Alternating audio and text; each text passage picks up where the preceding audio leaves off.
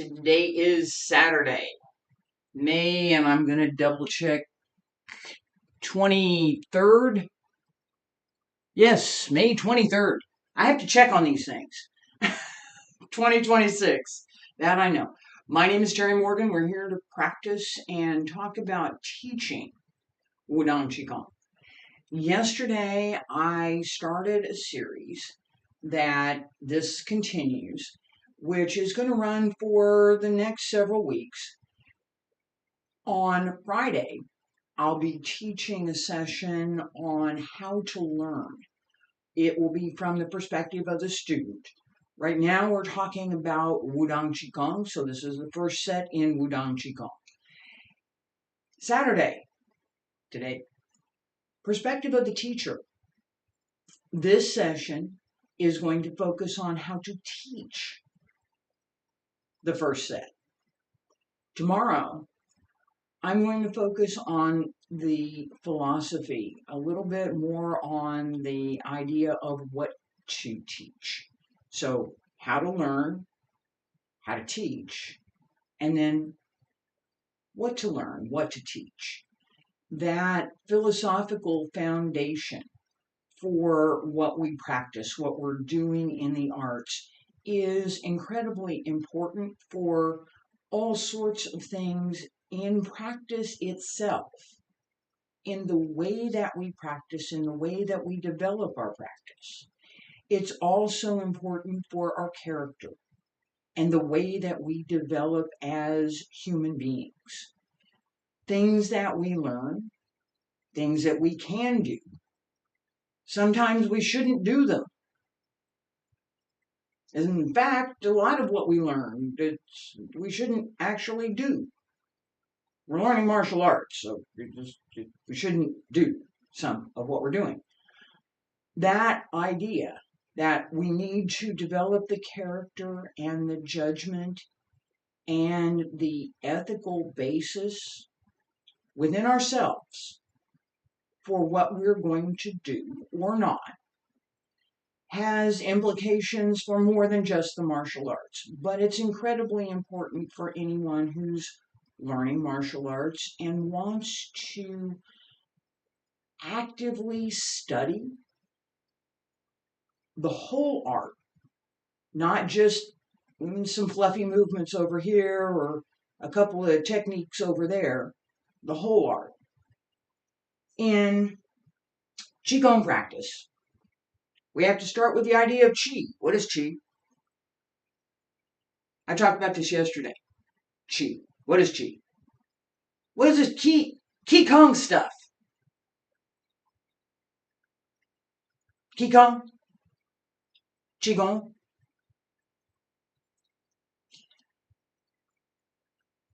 I didn't know how to pronounce it when I first started. So, Qi, K-U-N-G, or K-I-K-U-N-G. Qigong, that's what it looks like in English. In Mandarin, Qi, G-O-N-G. Qi means air. It refers to the ambient atmosphere. Hongqi, air conditioning. Okay, Hongqi.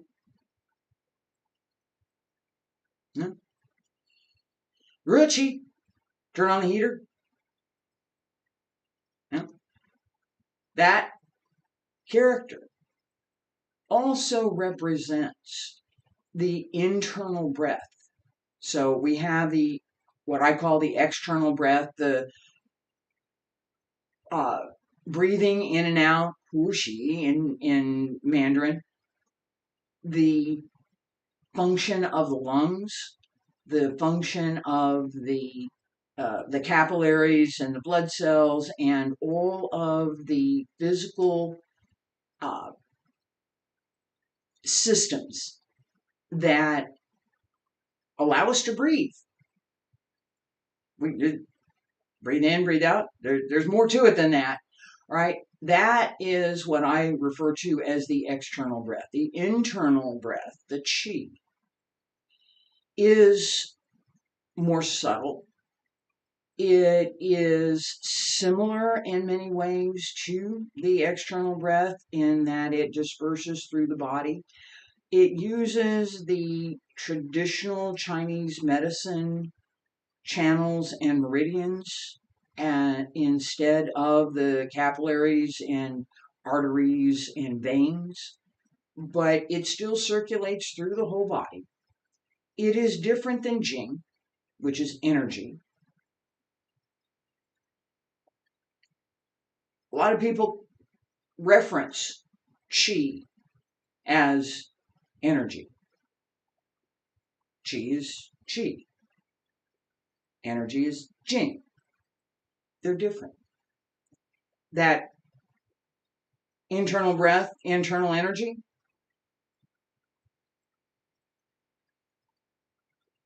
physical strength, Jin. Not Jing, Jin. These concepts have bearing on what we're doing in practice. And when someone who does not know them, right, because they come from traditional Chinese martial arts, someone who just started, even if the person is fluent in Mandarin, will probably not know. Probably, there are people who've studied, but this is a person, I'm assuming the person is new to the arts. I've read some books. I know all these things because I read some books. No, you don't know anything because you read some books. You've learned something from that reading. But unless you've practiced, it's just, what is this? This is conceptual learning from a book. I can read this. I can understand the language that's here. I can look up words if I don't know them. I can conceptually, in my mind, I can conceive of what this thing is. I can think about this idea. Okay, do it. Show me.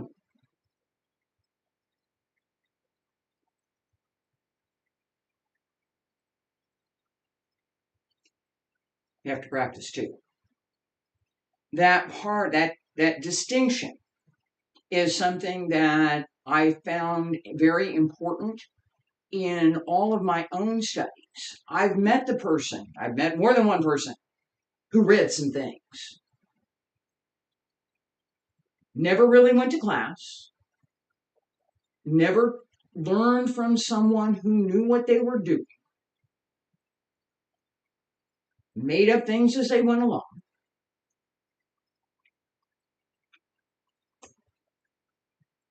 Let me teach you all these things I've made up. That's not what I do. Okay?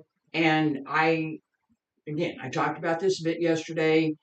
The student needs to ask the teacher.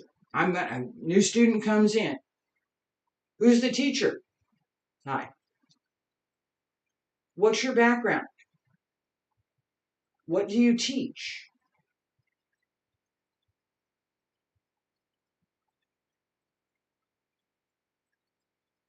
I talked about that at length yesterday. This idea of the student comes in and asks, what's your background? The teacher should present that. There should be something for the student to be able to see, hear, touch, to gauge what level the teacher might be. In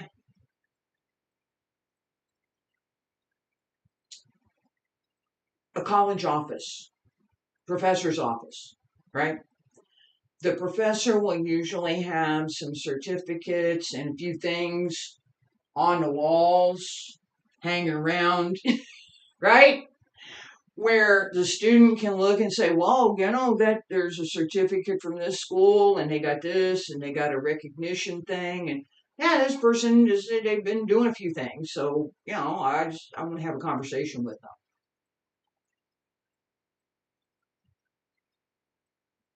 The teacher has the certificate from an online school and has never actually been in class in a physical, same place, same time class with a teacher. Sometimes any teacher, maybe. Yeah, no. And I said this before and I'll say it again. Yeah, anybody that wants to learn from my videos, I'm happy. I like people to learn from my videos. This is good. That's why I'm doing it. I want people to learn from the videos.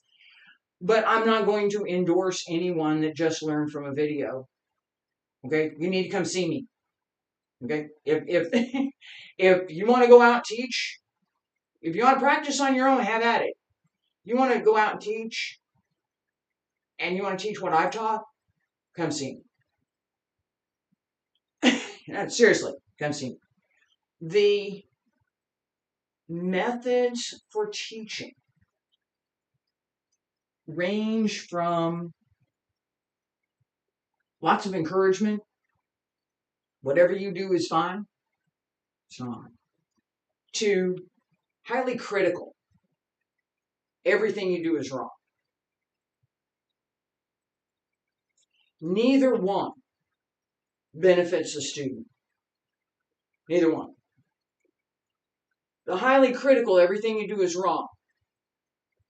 The student learns that they're never going to get it right. There's no success. What am I doing here? There may be enough encouragement to keep the student going. The student may have some internal thing. This is what they want. This is what's available, and they're going to try and do this. They may not understand that the teacher is being excessively critical. They may think it's just them. And that's a problem. And it's a problem because the teacher created it. Being critical is important. I'm going over here to this side again. Over here where it's everything is wonderful. Whatever you do is fine. It doesn't matter. Yes, it does. There are elements in practice that we must pay attention to. There are elements in practice that we should pay attention to. There are elements in practice that we should not have. Get rid of that. It doesn't belong here. Being able to clearly distinguish what it is that we're doing, how to do it. What am I supposed to be doing in this? And then develop those skills is what the teacher has to give the student. Those skills to distinguish what this is. Now, I can, and I'm going to do this real quick here. I walk around the circle a lot. I've talked about this in Bhagwan. But, all right, so I loosen my knees up a little bit, loosen the hips, right? As I'm teaching, right, I can, this is beginning set, just stand here. What am I doing? I'm going to start with the outside, and I'm going to go through this quickly. because I go through this quite often in classes and in introduction. And you'll understand my point here pretty quick. Feet about shoulder width apart, feet flat on the floor, heels sink down, toes grip just a little bit, pull up through the Yongchuan, knees are bent slightly, hips are down, the Mingmen is open in the back, pull up through the crown of the head, make sure the Yujin is open.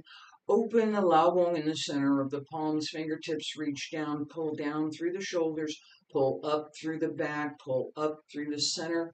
Focus on the lower Tantian, circulate the energy in the lower Tantian, circulate the energy through the small heavenly circle from the lower Tantian through the Hui and up the back through the Mingmen, the Jiaji, the Yujin, through the Bai Hui, down through the Renzhong, connect to the Renmai, to the to the upper Tantian, Shang Tantian, Zhong Tantian, Sha Tantian, 在下丹田休息一会儿，再过，那个大丹田，大上，大田就 the large heavenly circle. So you'll notice that I switched to Chinese. I was focusing on what I'm doing. I'll talk about that in a minute. Pull up. Large heavenly circle, circulation, small heavenly circle, circulate the energies, tiny heavenly circle, and breathe. Breathe in, open the lungs, pull up through the back, open the chest, pull down through the diaphragm, and breathe out. Circulate the chi through the heart channel. Smile. Relax. You got all that?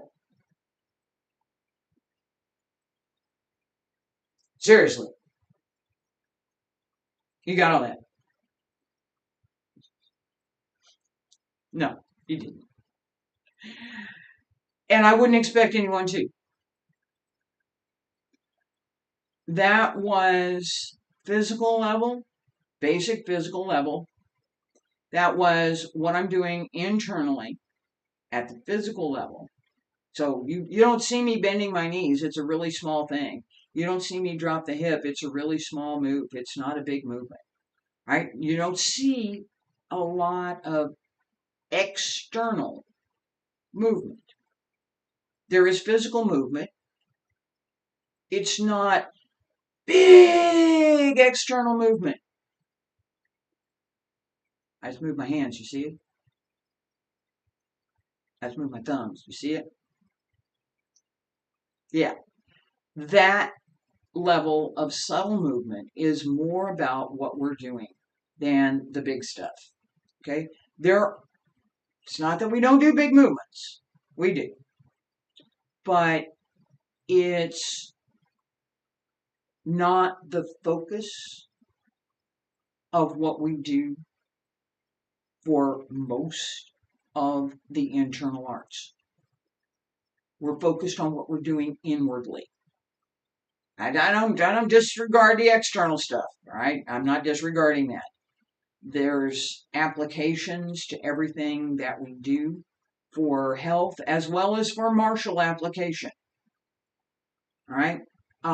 In Qigong, we're not paying so much attention to martial application as we are to medical application.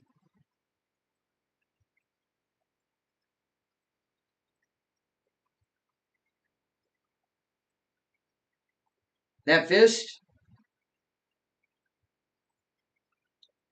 is going to hit just below the center of my chest.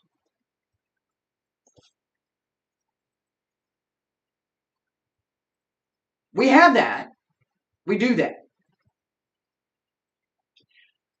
But not in this class. And most assuredly not at the beginning. Okay? So that is part of what a student has to recognize, has to be able to understand when they're starting. And it's up to the teacher to help explain that.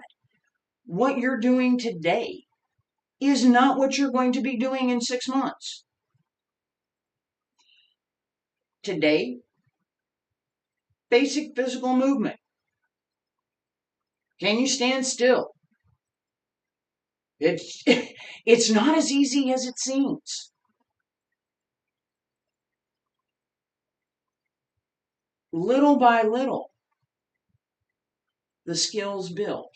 Little by little, we develop those skills. Anyone who's just watching now knows the entire litany of things to do in that first standing posture.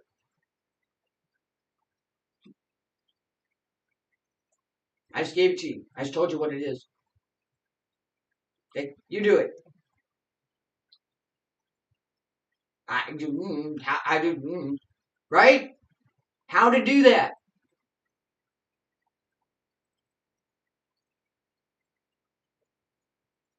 Going through step by step. First lesson, feet about shoulder width apart, stand straight, bend the knees just a little bit, pay attention to your hips. So you drop your hip, don't stick your butt out, drop your hip, open the lower back. So you feel the hips drop down and the lower back feels relaxed. Keep the shoulders open and down, and relax the back of the neck. This should feel relaxed, not, you don't want to do this, right? Pull up through the crown of the head. Pull up here. Wiggle your fingers and drop your hands down to your sides so that your posture is well placed and well balanced so that you can use the minimum effort to stand there. If I'm standing here, I'm leaning over from my hip. I can stay here for quite some time, actually. But I don't look very comfortable, do I?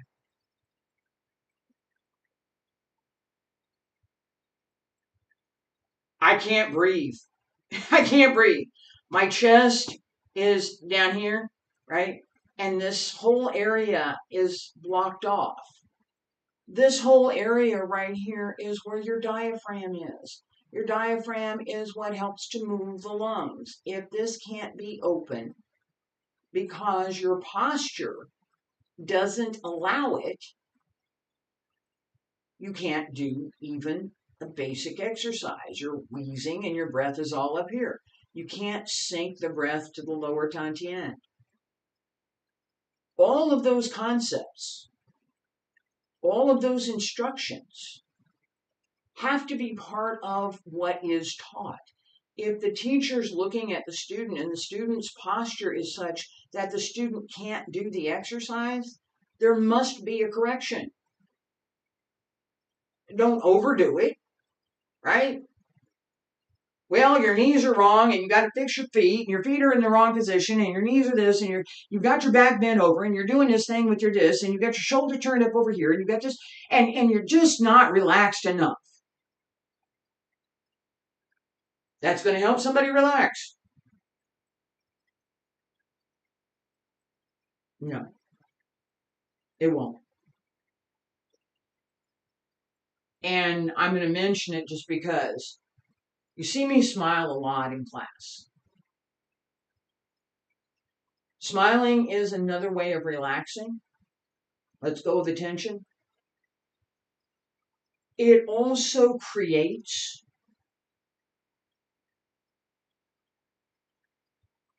the kind of environment that I find useful for learning. You got that wrong. You did that wrong. You just did that. It's not. That's just awful. I can't even look at that. That's terrible. Try it again. Try it. Go over there and practice by yourself for a while. Ooh, yeah. that's not going to help. That may be what has been taught. I've read stories. I've heard stories. That kind of criticism to challenge the person, you're never going to get it right. Yay, watch me. Well, watch me. All right? That it does come into play. But at the beginning, no. At the beginning, your posture is not quite right, and it's going to affect what you're doing in the exercise. Right here. This is correction that I was talking about. Person is here. Slumped. They can't. Breath has to come from the upper part of the back. They can't open the diaphragm. It's not possible. Standing straight opens this entire area. Now you can breathe. So what has to happen with that person? Two things. First, the person has to understand why. It's not a criticism of you personally. It's your posture. And standing up straight asks us to be confident. It changes our perspective on lots of things. It does. Being aware of that is something the teacher needs to understand. The teacher needs to be aware that when you're asking a person to change their ordinary posture, there will be additional things that happen that go along with. If my normal posture is here, right? This is normal for me. And I kind of keep my head down and I kind of hold back from things, and I'm a little bit shy. I can be. Not right now, but I am. Right? So this person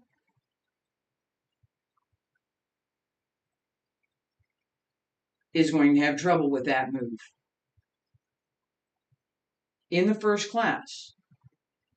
Now, little by little, as confidence builds, that person is going to become more relaxed. And instead of this all the time, might be this. It's not going to change their personality, but the confidence that comes with knowing that you're practicing correctly and having the knowledge to check yourself. You're not dependent on somebody telling you it's correct or not. The teacher should give you a checklist, something that you can use to determine whether or not you're practicing correctly. First movement in Wudang Qigong. Begin in extreme emptiness. Feet about shoulder width apart. Bend the knees a little bit, open the knees, open the hips. Drop the hip down. Straighten the legs, but don't stiffen them. The knees are bent just a little bit. Hands down at your sides, pull up through the crown of the head, pull up through the back, open the lungs, open the waist. Ladies, right hand on the outside, gentlemen, left hand on the outside. Talked about this yesterday. This is for the idea of yin and yang, where feminine is on the outside for the feminine, masculine is on the outside for the masculine. So, ladies, right hand on the outside, gentlemen, left hand on the outside. Both hands cross at the lower dantian. Both hands connect through the lao bone, the center and the palm. So we've got three centers connected right here. This is one of the places that the teacher should check the student. I've got people in front of me or one person in front of me. Let me check your hand position. Let me check your knees. Let me walk around you one time. Are you comfortable standing there? If you're not, you should be. What's not comfortable, let it go. And smile. Breathe in, both hands come up to the middle Tantien. Palms facing in. Palms turn over. The thumb on the outside hand presses down just a little bit along the meridian in the front, the renmai, and returns to the lower Tantien. And breathe in, pull up, breathe out, press down.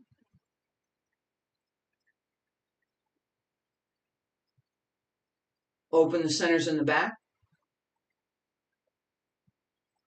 Connect the Bai Hui at the crown of the head and the Hui Yin at the base of the torso.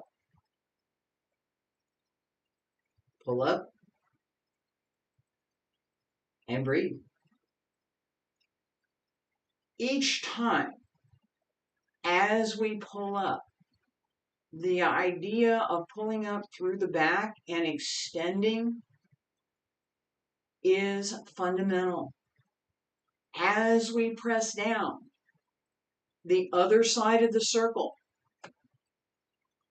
returning to the center. That center is the lower Tantien. And breathe in. Breathe out.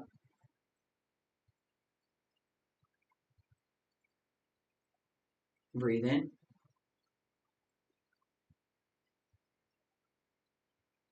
Breathe out.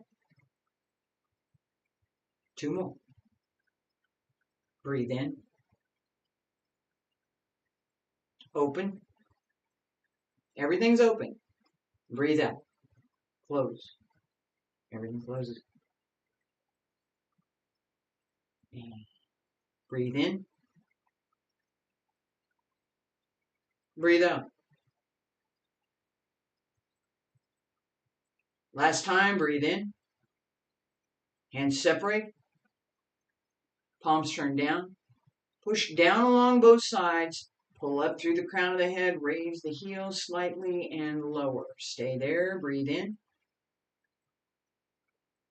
Breathe out.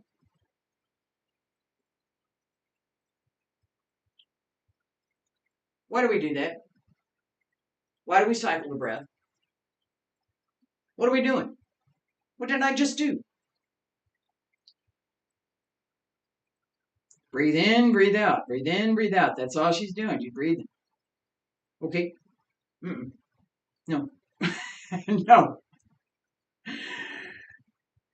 As the physical breath circulates, so does the internal breath. As the body opens, we get more energetic, more energy, Jing, that internal energy, Jing, is developed, and internal spirit, Shen, becomes visible. There is a liveliness and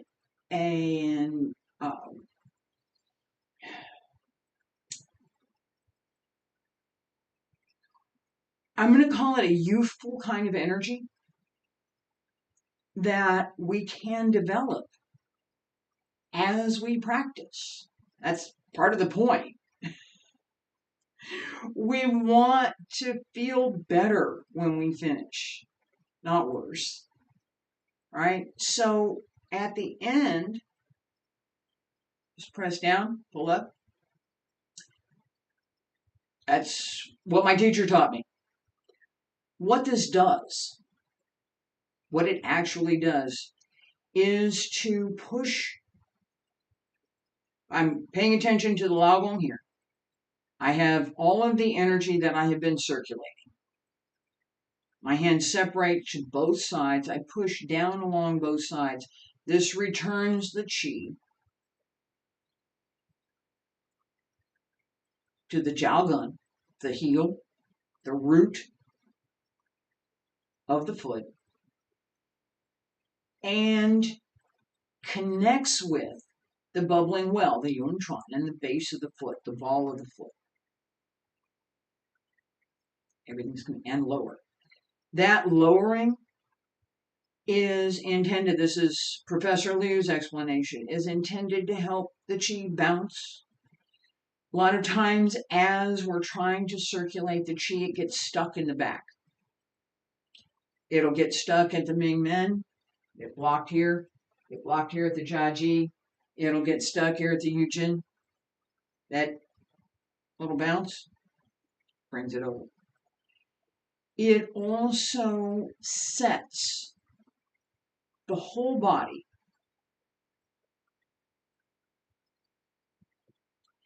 into an energetic cycle, vibration. Vibration is a good word. It's not hard. It's not supposed to be. I can do that. No, that's not what we're doing. It's very gentle. It's subtle.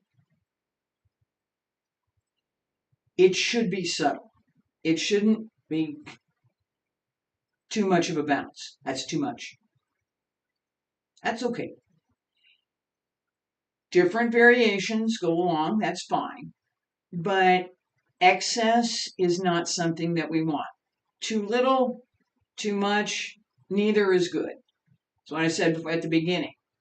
Everything's good, you're fine. Too little correction. There's no corrections here. Whatever you do is fine. It's all good. Just we're all gonna be happy. We're all gonna dance. It's gonna be great. Do whatever you want. No. That's a disservice to the student. This is Qigong class, this is Tai Chi class, this is Bagua class, this is sword classes, whatever class it is. Here are the movements that we're doing in this set. If you want to do some other movements, that's great, but that's not part of this set. This set has these movements and these requirements.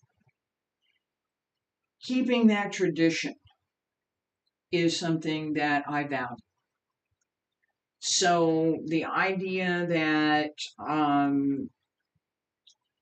somebody went out, they learned a little Tai Chi and they learned a little this and they learned a little that, they got a little Shaolin, they got a little this, they got a little, Korean Taekwondo, they got something, and they mushed it all together and they made up something. Okay. I have no interest in that sort of thing because in my studies, in what I wanted to learn, I wanted to pay attention to the tradition and the lineage. I wanted to know that what I was learning had some merit beyond this person with the 40-degree black belt. It doesn't exist, but all right. So, right? So I look for that. Who are you? How did you learn? Who was your teacher?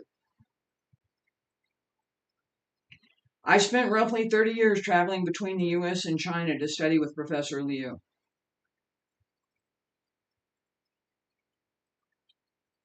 And I practiced a lot. And I went to competition. And I had other people look at what I do. And they said it was pretty good. And better than pretty good, actually. I'm a 3-time international champion.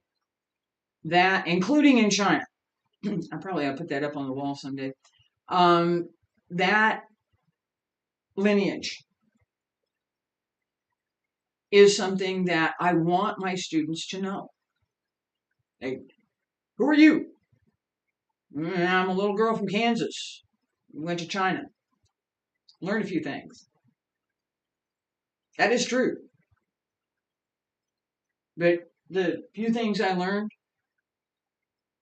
it goes on. That idea that the teacher has some substance and that it's possible to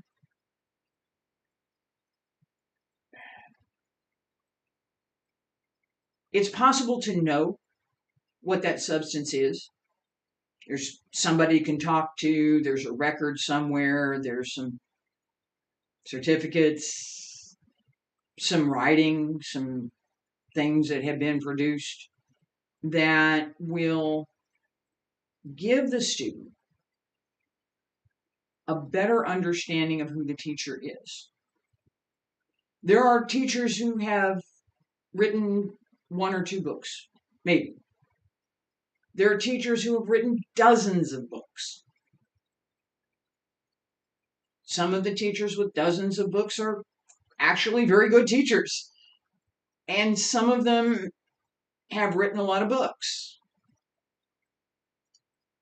Some of the folks who've written 1 or 2 books are extremely good teachers. And some are not. How do you distinguish? You ask. You ask questions. Be critical at first. This is for the student. Be critical at first. Don't take things at face value. Whatever it is, don't take it at face value.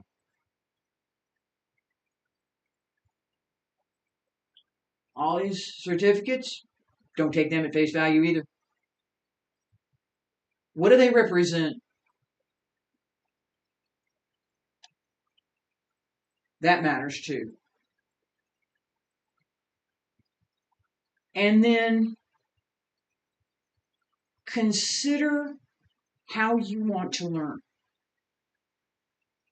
So the teacher has to figure out how to teach.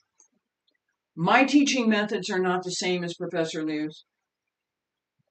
They're not the same as Huang Wenlun's either. They're not. I do several things that they didn't,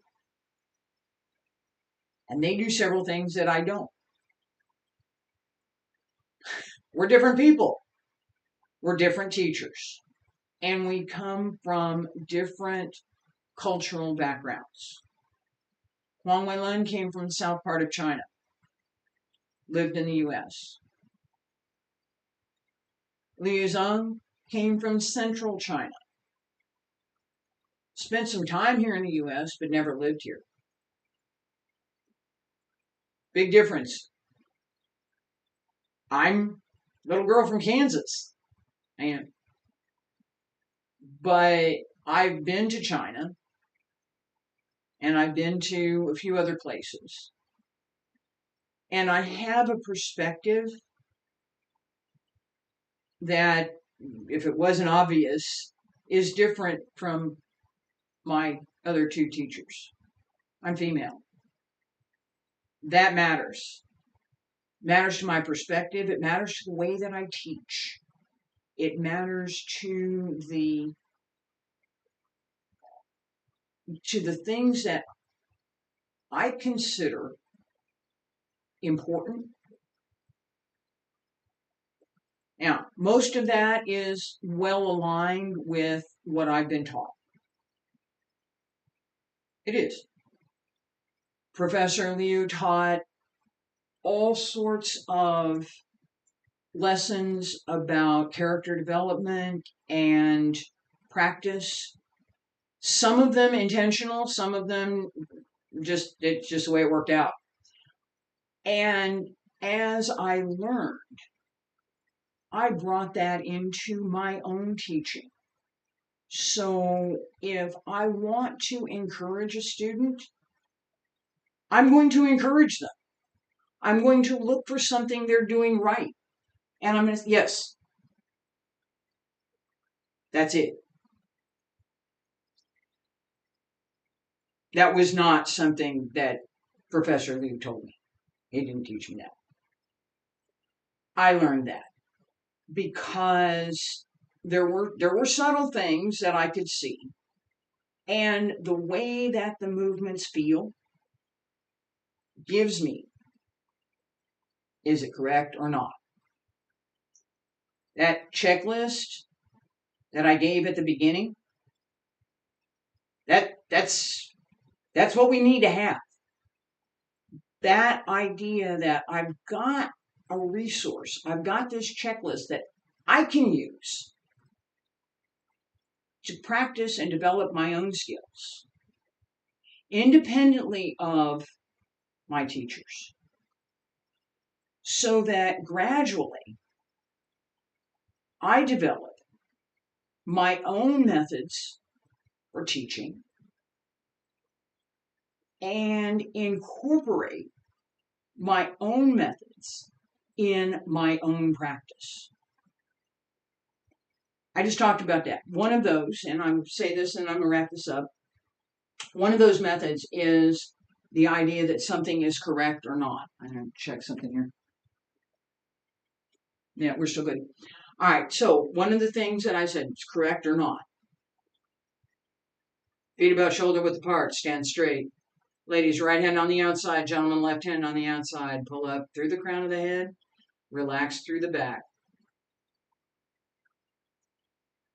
If I'm in the room and I see a student do what I just did, and that student is beginning, this beginning student, this is not, I don't have to say this for an advanced student. Advanced student better know it already. All right? At the beginning, yes, posture's correct, placement's correct, the idea behind the movement is correct. Just standing here is a movement. It is. Right? That is something the student needs to hear. Yes, what you're doing right now is correct. It's like getting an A on a paper. There weren't any corrections. I didn't find anything wrong with it. Snake. Okay? Didn't find anything wrong with it. Could there be more to it? Oh yeah, there could. Because as a beginning student, there needs to be a lot more to it.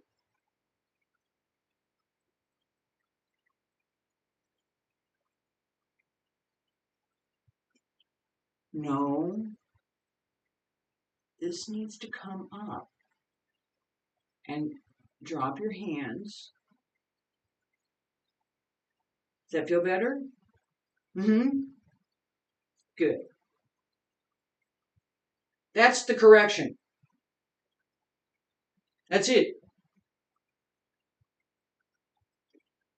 That student's going to need a little bit of time to build confidence. And if they stick with it, there's a real good chance they'll become extremely good at what they're doing. There's a good chance. Student has to want to learn. The teacher has to want to teach.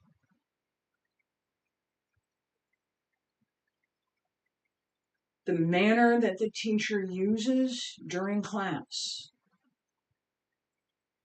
can help or hurt the student. Experience. This is not me from just, okay, that's just, no, I've done the wrong way. I've done things that I shouldn't have done. I had to learn the hard way for some things. Don't do. So I know, don't do this. Do this, right? That perspective is something that the teacher brings to the room. The teacher runs the room. Students don't control the room. The teacher does. Whatever is going on is a result of what the teacher is doing. A lot of responsibility there, isn't it? There is. Understanding that makes a difference too. Because then, as a teacher, when you walk into the room, maybe there's a little bit of remembering who you were when you first started and some of the things that you had to overcome, you had to deal with. And so you have a little more empathy and you have a little more understanding of what the student's going through. That makes a good teacher. I appreciate you being here today. I will be back tomorrow with the philosophy class. Thank you. Bye.